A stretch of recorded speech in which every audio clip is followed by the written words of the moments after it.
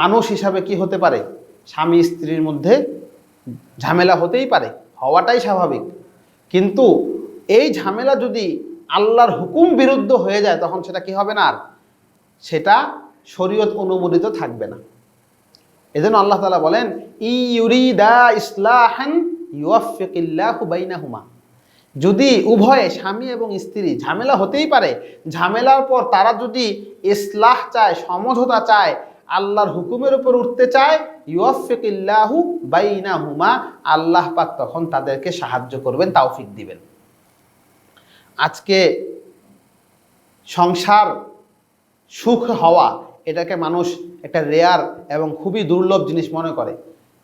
কোনো পরিবার যদি সুখী হয় সেটাকে 10 জন দেখায় যে পরিবারটা সুখী পরিবার, কারণ 10টা পরিবার থাকলে 9টা পরিবারের মধ্যে কি বিভিন্ন রকম অশান্তি বিরাজ করছে।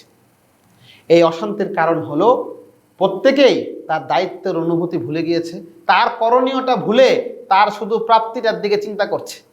আমার এটা চাই, এটা সবাই বুঝে, আমার এটা করণীয়, এটা কেউ বুঝে না। স্বামী যদি এভাবে চিন্তা করে যে আমার যেটা করণীয় আমি আদায় করে যাই, আমার পাওনা আল্লাহ পাকের থেকে আমি চেয়ে নিব, আল্লাহ পাক কি দুনিয়াতেও দিতে পারেন, আখিরাতেও দিতে পারেন, কোনো সমস্যা নাই। স্ত্রীও যদি এভাবে চিন্তা করে আমার যা করণীয় সেটা আমি আদায় করে যাব, আর আমার যেটা প্রাপ্য সেটা আমি আল্লাহর কাছে চাই, আল্লাহ চাইলে দুনিয়াতেও দিতে পারেন, আখিরাতেও দিতে পারেন, তাহলে কোনো ঘরে ঝামেলা থাকবে? কোথাও না। প্রত্যেকটা ক্ষেত্রেই, কর্মক্ষেত্রে, চাকরিজীবী, ব্যবসায়ী, প্রত্যেকেই যদি এভাবে চিন্তা করে যে আমার দায়িত্বটা আমি আদায় করি, আমার অধীনস্থ যারা আছে তারা তাদের প্রাপ্যটা পেয়ে যাক, আর তারাও যদি চিন্তা করে যে আমি আমার দায়িত্বটা সঠিকভাবে আদায় করি, আমার মালিক, আমার বস আমাকে যেটা দেওয়ার আমি আল্লাহর কাছ থেকে চাই যেন তিনি সঠিকভাবে দিয়ে দেন, তাহলে তো কোথাও ঝামেলা থাকে না।